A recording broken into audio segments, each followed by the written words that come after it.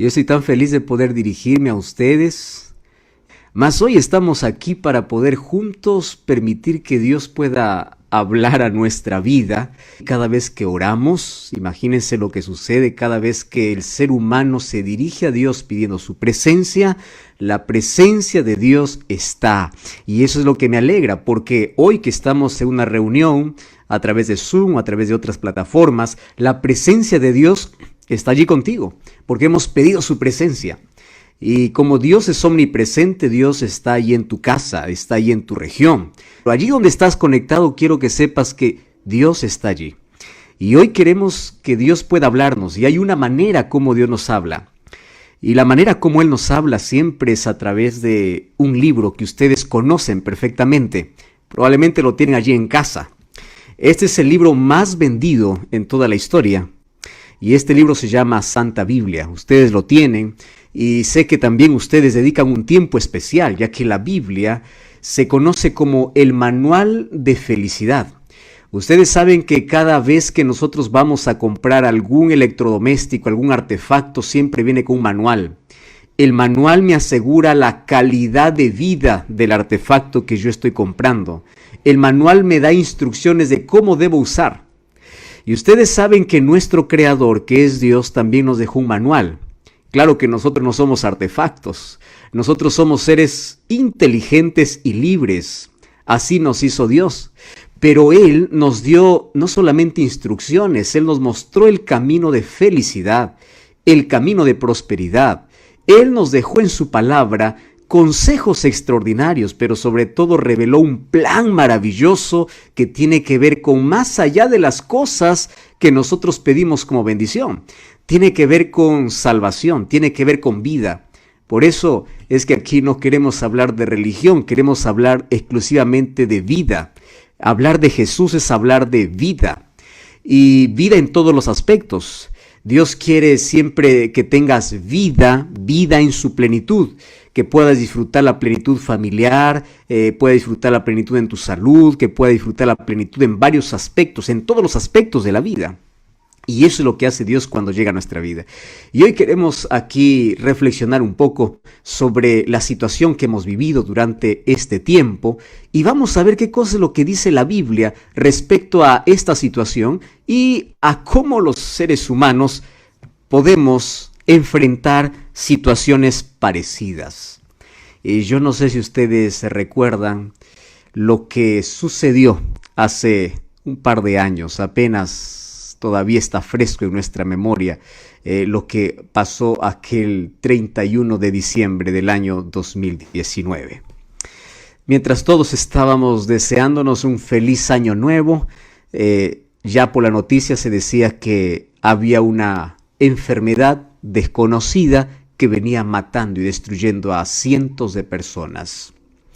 Para nosotros, aquel fin de año realmente fue asustador, pero no tan alarmante, porque lo veíamos tan lejanos. Tanto así que lo colocaron un nombre que para siempre va a quedar guardado en nuestra memoria. Jamás olvidaremos el año 2019, porque el año 2019 para nosotros va a representar el año del inicio de varias cosas que cambiaron en nuestra vida. Tanto así que la pandemia, por más que pasen los años, sigue llamándose COVID-19. El año 2020 ya entramos con cierta incertidumbre, pero no imaginamos que en poquísimos meses todos estaríamos encerrados. Todos, tomando diversas medidas, mirando las noticias del día a día.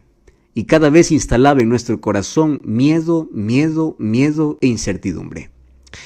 ¿Y qué decir de aquellas personas que durante todo ese periodo perdieron su trabajo, perdieron seres queridos, perdieron familiares que ni siquiera pudieron ir a darles un funeral, porque esta situación fue tan terrible?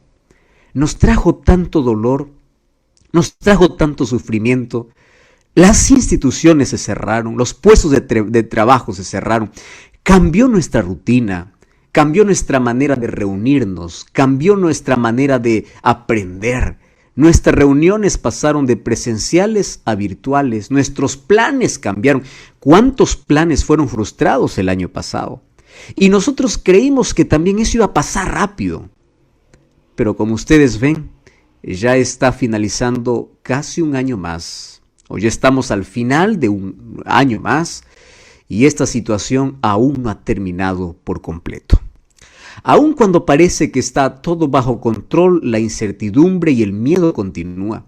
Y hoy hay diversos estudios por allí hablando de cómo será la generación post-pandemia. ¿Cómo será el comportamiento del ser humano después que pase todo? ¿Cómo serán las familias después de todo esto? Y una de las cosas que asombra mucho cuando hablamos acerca de salud familiar y de nuestra sociedad es que después de esto, el mayor problema son las enfermedades mentales que atacó al ser humano durante todo este periodo. Por las crisis de estrés, de ansiedad, hoy hay muchas personas en cuadros de depresión, muchas personas con preocupación excesiva, muchas personas desarrollando cuadros terribles de ansiedad, y esto cada vez empeora. Y claro, era de esperarse, porque de un día para otro todo quedó vacío, los viajes fueron cancelados, quedamos aislados, todo cambió tan rápido. Y si ustedes se dan cuenta que todo esto nos impidió muchas cosas, fuimos impedidos a abrazarnos físicamente, así que aprendimos a abrazarnos virtualmente. Esto cambió nuestra economía, pero ya lo que este problema no pudo hacer, no pudo cambiar o no pudo disminuir nuestra confianza en Dios. Por un lado cambia la economía, pero por otro lado enriqueció nuestra confianza en un Dios soberano. Y ahora voy a hablar un poquito de ese asunto, porque allí viene la pregunta, ¿dónde está Dios detrás en toda esta situación? ¿Saben? Este problema nos quitó muchas cosas, pero hay algo que no pudo quitar. Y hoy quiero hablar de un asunto interesante. A través de toda la historia, desde que el pecado entró en la humanidad, trayendo todo dolor y todo problema, el pecado nos ha quitado muchos privilegios, nos ha quitado muchas cosas, pero dos cosas jamás pudo quitar de todo ser humano. ¿Y cuáles son esas dos cosas? Número uno, nunca pudo quebrar la fe en Dios. Ustedes saben que por más difícil que sea la situación, el ser humano se aferra a Dios. Y claro que hay muchas situaciones que te hacen dudar de la existencia de Dios. Hay muchas tragedias en el camino que te hacen cuestionar y preguntar, ¿realmente Dios existe? Pero todo eso pasa y nuevamente vuelves a aferrarte a Dios, porque el ser humano trae dentro de sí la huella de Dios. Y la huella de Dios es la necesidad, que es lo segundo que el pecado no pudo quitar del ser humano, la necesidad de Dios. Tú puedes decir, no creo en Dios, yo no necesito de Dios, hasta que tu hijo enferma, hasta que tu hogar está a punto de quebrarse. Tú puedes decir, yo no creo en Dios hasta que te enfrentas con la muerte. Y allí en tu angustia y desesperación, ¿sabes a quién busca el ser humano? A Dios. Yo revisé la historia de los mayores ateos que en la historia siempre cuestionaron la existencia de Dios con argumentos sólidos. Pero al momento de morir, todos ellos en su mayor angustia, por lo menos la mayoría, reconoció de la existencia de alguien que está al control de todo. Y saben que aunque esto nos trajo mucho dolor, también nos trajo alguna bendición. ¿Y qué bendición? Por ejemplo, tú no sabías la capacidad que tenías para poder sobresalir las dificultades. Algunas personas en este tiempo, cuando todo paralizó, tuvieron ese tiempo para reflexionar, para abrazar más a los hijos, para abrazar más a la esposa, para estar más tiempo en familia, porque antes no había tiempo para eso. Enriqueció algunas relaciones familiares, claro que en otros casos también rompió. Pero por otro lado también enriqueció nuestra confianza en Dios, porque muchos comenzaron a buscar desesperadamente a Dios, pidiendo que tenga misericordia. Y hay muchas personas que hoy pueden contar su historia, que hoy su fe está más fortalecida que antes, porque esta situación les hizo ver la vida con otros ojos. Por eso hoy quiero hablar de la mayor riqueza y el mayor poder. Cuenta una historia que 3 niños estaban allí jugando en un parque y entre juego y juego uno de ellos comenzó a decir: mi padre es el más rico. Y los otros 2 niños pararon y dijeron: ¿por qué? Dices que mi padre tiene mucho dinero. Mi padre acaba de comprar una casa. Mi padre acaba de comprar el carro del año. El otro niño, que también tenía un padre adinerado, le dice: no, tú estás equivocado. Mi papá es el más rico. Porque mi papá tiene 4 casas, mi papá tiene 3 autos y mi papá nos ha comprado los boletos para tener las mejores vacaciones allá al otro lado. Así que mi padre es el más rico. Y los 2 miraron al tercer niño y el tercer niño pues no tenía un padre con dinero, no tenía una familia adinerada. Así que él en su inocencia, y fíjate, él mira a sus 2 compañeros y le dice: yo creo que yo tengo al papá más rico. ¿Y por qué? Le dicen. Si tú vives en una pequeña casa, tú vives en una choza, no tiene la mansión que nosotros tenemos, ni siquiera tiene un carro. Ah, le dice, es que mi papá es amigo de Dios. Mi papá tiene fe. Y cada vez que nos falta algo, mi papá dice: nosotros somos ricos porque somos amigos del que tiene todo, del Rey del universo. Somos amigos de Dios y Él sustenta, Él nos ayuda, Él nos saca de las situaciones más adversas de la vida. Así que mi padre es el más rico porque aunque no tenga casas y aunque no tenga auto, aunque no tenga los viajes que ustedes tienen, mi padre tiene fe. Y ustedes saben que detrás de las palabras de este niño está la mayor revelación que todo ser humano debe entender. La mayor riqueza de la vida no es contada por cuánto dinero tienes. La mayor riqueza de la vida no es contada por cuánta influencia tienes, por cuánta capacidad tienes. Tú sabes que en este mundo hay gente tan pobre que lo único que tiene es dinero. ¿Me estás entendiendo? Hay gente tan pobre de mente, tan pobre de espíritu, tan vacíos por dentro, que lo único que tienen llenos son los bolsillos, porque lo demás están vacíos. Pero también conozco el otro lado. Gente que tiene los bolsillos vacíos, pero que tienen tanta riqueza interior, tanta fortaleza para sobresalir. Gente que pierde los brazos, pierde las piernas, pierde la vista, pierde la casa, pierde los hijos, pero tiene fortaleza, tiene fuerza, no se desanima, mira la vida de manera diferente. La pregunta es, ¿qué cosa tiene él? Él tiene algo que el dinero no puede comprar. ¿Y qué cosa es aquello que el dinero no puede comprar? 3 cosas el dinero no puede, o por lo menos 4 cosas el dinero no puede comprar. Hay otras cosas, pero quiero resumir en 4. El dinero no puede comprar un poco de paz.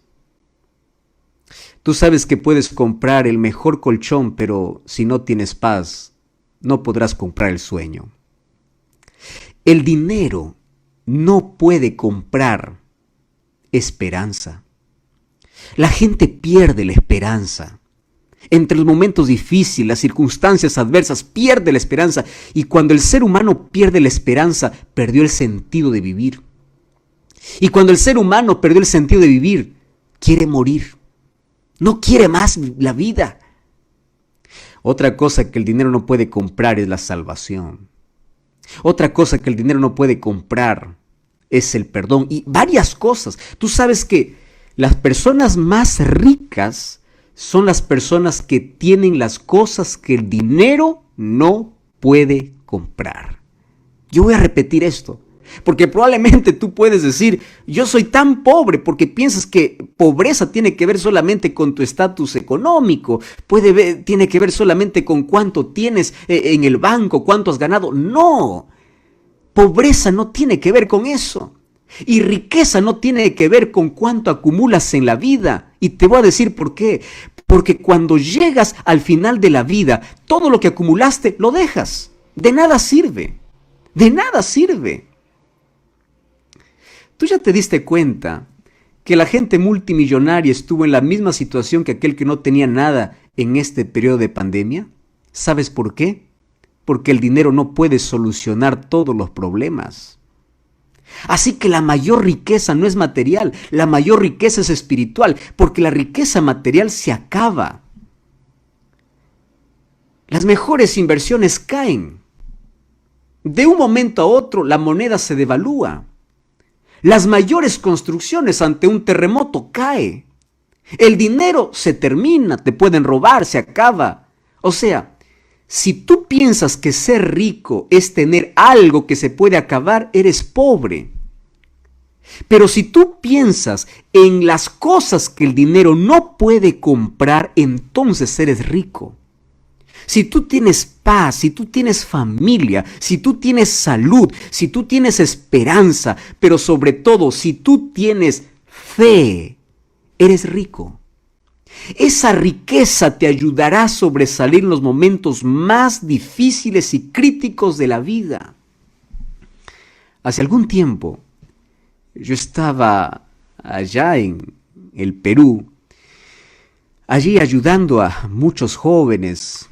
Estaba guiando, liderando, y de pronto uno de ellos me contó una historia que jamás voy a olvidar.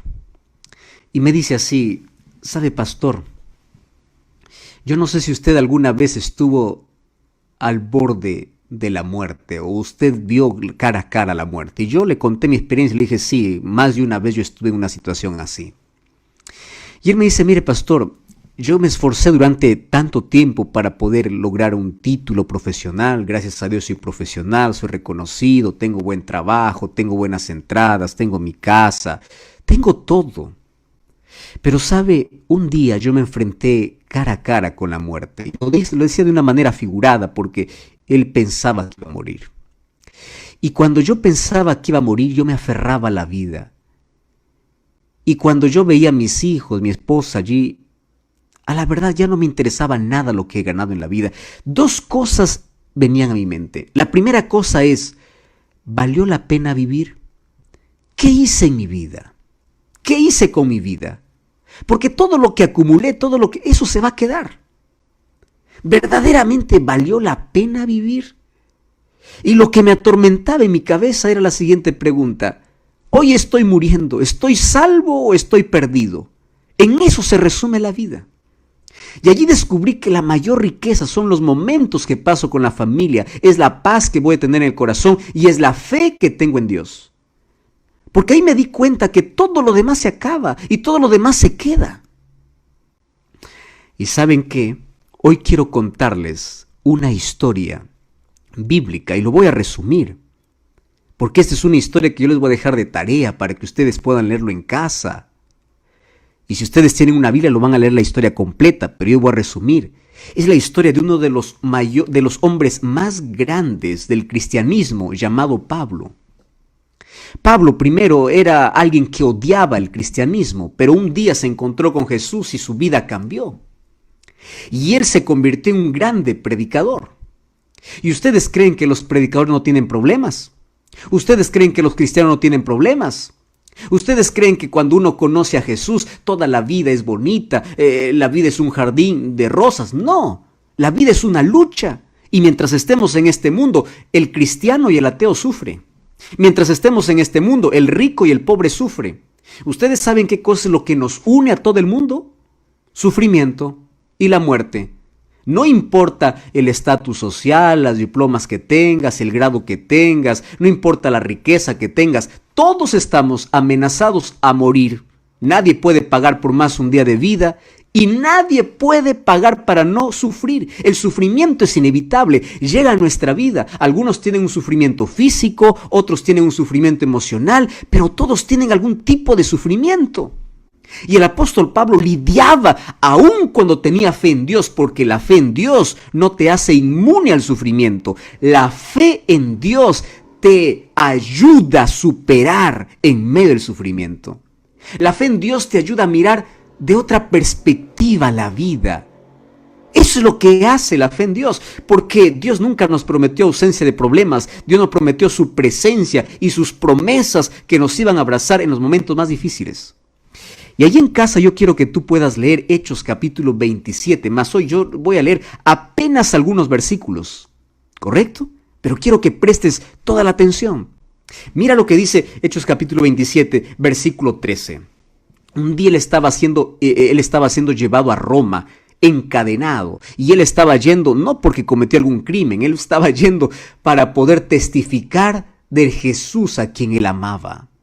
Y el versículo 13 dice que mientras ellos iban para Roma, vino una brisa del sur. Cuando parecía que todo estaba bien, vino una brisa. ¿Ustedes no creen que a veces el barco de nuestra vida está todo bien hasta que aparece una brisa inesperada? No mucho tiempo después, dice el versículo 14, dio contra la nave un viento huracanado llamado Euroclidón. Y siendo arrebatada la nave, no pudiendo poner a prueba el viento, nos abandonamos a él y nos dejamos llevar. Miren el versículo 20. No apareciendo ni sol ni estrellas por muchos días, fuimos acosados por una tempestad no pequeña y habíamos perdido incluso toda esperanza de salvarnos. Y cuando todos estaban desesperados, angustiados, habían perdido la esperanza, un viento que vino y cada vez más arreció, cambió el rumbo de su vida, hizo que ellos puedan ver la muerte. Es allí en medio de esa angustia que se levanta Pablo y el versículo 22 dice así: ahora os exhorto a tener buen ánimo, pues no habrá ninguna pérdida de vida entre vosotros, sino solo la nave. O sea, las cosas materiales se van a perder, pero los seres humanos no. Pero quiero que ustedes puedan escucharme, por favor, lo que dice el versículo 23. Él dice así: porque esta noche ha estado conmigo el ángel del Dios de quien soy y a quien sirvo, y me dice Pablo, no temas. Y el resto ustedes pueden seguir leyendo en casa, pero déjenme sacar algunas lecciones aquí. Primera lección: todos estamos en el mar de la vida. A veces nuestro barco parece que se va a hundir. A veces van a aparecer tempestades inesperadas. En el mejor momento de tu vida aparece una tragedia, aparece una enfermedad. En el mejor momento de la vida aparece una crisis familiar. En el mejor momento de la vida aparece aquella brisa del sur, como dice el apóstol Pablo. Claro, ahora le estoy hablando de manera figurada. Para hacernos cambiar el rumbo, para quebrarnos, para hundirnos. Y probablemente es que allí donde hasta pierde la esperanza, hasta te abandonas, porque la tormenta, dice, acosa. Yo les pregunto, ¿ustedes ya se han sentido acosados por una tragedia, por una crisis? ¿Alguna vez han sentido que parece que pasa una enfermedad y viene otra? Están saliendo de una crisis y viene otra crisis, y viene una tras otra, y uno se siente acosado y siente que ya no puede más. Y aquí me encantan las expresiones que coloca, dice, noche sin estrellas. Yo te pregunto, ¿cuántas veces tu vida aparecieron noches sin estrellas? ¿Cuántas veces tú amaneciste, viste que el sol salió, pero tu corazón continuaba oscuro? ¿Cuántas veces parecía que la oscuridad amenazaba solamente con destruirte? ¿Tú sabes cuántas personas habían en ese barco? Habían 276 personas. ¿Y sabes qué cosa me llama la atención? Las 276 personas estaban angustiadas. Las 276 personas enfrentaron la misma tormenta. Las 276 personas enfrentaron la misma crisis, pero había uno que enfrentó la crisis de manera diferente. Ahora entiendes, mira, ¿dónde estaba el título de aquel que guiaba el barco? ¿Para qué le servía en ese momento? Para nada. ¿Para qué le servía al capitán su cargo en la hora de crisis? Para nada. ¿Para qué le servía a los centuriones su riqueza en el momento de crisis? Para nada. Ahora entiendes que en el momento de crisis, en el momento de tragedia, en el momento de dolor, el dinero, los cargos, la función, los títulos, yo no quiero decir que eso no vale, todo eso tiene su lugar, pero en los momentos de crisis eso no te salva, eso no te libra. ¿Qué cosa es lo que te ayuda, te libra en esos momentos de crisis y de dolor? Es tu fe en Dios. Por eso la mayor riqueza no se mide por lo que tienes, se mide por aquello que el dinero no puede comprar. Y allí Pablo se levanta y dice, ¿saben una cosa? No se desesperen, porque hoy ha estado conmigo el ángel de Dios y hay dos palabras que están aquí en mi cabeza y yo quiero colocarlas allí en tu cabeza también. Dos palabras. Primera palabra, ¿de quién soy? Y la segunda, ¿a quién sirvo? Porque la vida, queridos, se resume en eso. La vida se resume de quién eres, a quién perteneces y a quién sirves. En eso se resume la vida. Tú sabes que la vida es corta. Y si la vida es corta, hay que vivirla con propósito. Porque una vida sin propósito es una vida que no tiene sentido. ¿Y cuál es el propósito de la vida? Déjame resumirte. Colosenses 1:16 dice así: nosotros fuimos creados por Dios y para Dios. ¿Lo entendiste? Voy a repetir una vez más esta expresión. Fuimos creados por Dios y para Dios. Y ahora voy a completar añadiendo ya ese texto mis palabras. A menos que tú no descubras eso, darás vueltas y vueltas en la vida abriendo heridas y sin felicidad. A menos que tú no descubras eso. Pero cuando tú descubres que fuiste creado por Dios y para Dios, la vida tiene propósito, la vida tiene sentido. La Biblia te da una visión diferente de la vida. Ante las mayores